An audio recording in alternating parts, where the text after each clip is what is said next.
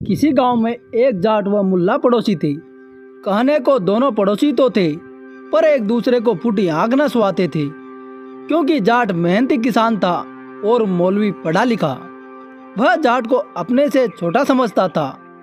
अब खेतीबाड़ी के काम की वजह से जाट के लत्ते कपड़े मेले रहते थे। मौलवी धोल पोश यानी साफ सुथरा रहता था। मौलवी बात बात पर जाट का मजाक उड़ाता रहता था। जाट इस बात से बहुत तंग रहता था। हर रोज सुबह सवेरे जाट हल लेकर घर से बाहर जाने लगता तो मुल्ला अपने चबूतरे पर बैठा बैठा बोल पड़ता, खुदा की खुदाई खुदा ही जाने। बात गलत न होते हुए भी जिस लहजे में कही जाती थी उसे जाट चिढ़ जाता था। जाट को लगता कि मुल्ला उसे चिढ़ाने के लिए ही जोर जोर से बोलता है कि खुदा की खुदाई खुदा ही जाने। रोज रोज यह बात सुनकर जाट दुखी हो गया।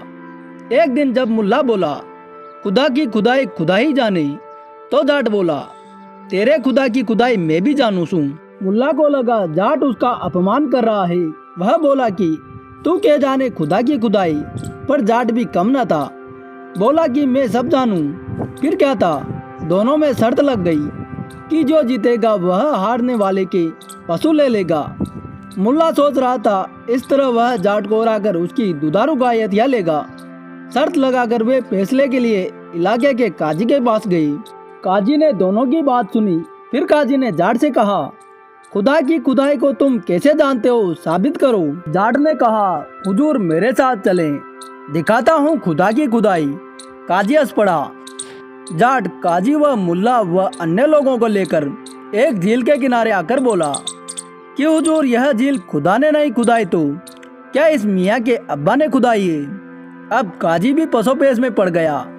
अगर कहे कि खुदा ने नहीं खुदवाई है तो खुदा की कुदरत का अपमान होगा। सोच विचार कर उसने फैसला जाट के पक्ष में दिया।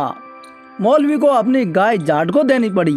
अब क्या था, चोट खाया मुल्ला जाट से बदला लेने के लिए मौका ढूंढने लगा। उसने बहुत सोच समझकर बोलना शुरू कर दिया, मेरे मन की मैं ही जानूं। जाट से फिर बर्दाश्त नहीं हुआ तो एक दिन बोला, मुल्ला तेरे मन की मैं भी जानू हूँ। मुल्ला तो ताक में ही था।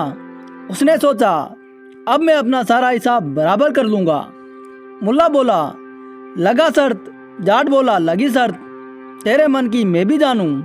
बस फिर क्या था, शर्त एक बार फिर लग गई कि जो जीतेगा हारने वाले का घर उसका होगा। शर्त लगाकर मुल्ला मन ही मन बहुत खुश था कि अब की बार जाट को मजा चखा दूंगा और इस तरह इस जाहिल जाट के पड़ोस से सदा सदा के लिए पिंड छूट जाएगा। मुल्ला को लगा काजी तो जाट के हक में है।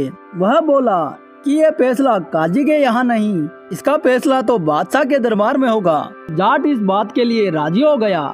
नियत दिन व वक्त पर गांव के लोगों के साथ दोनों बादशाह के दरबार में हाजिर हो गए।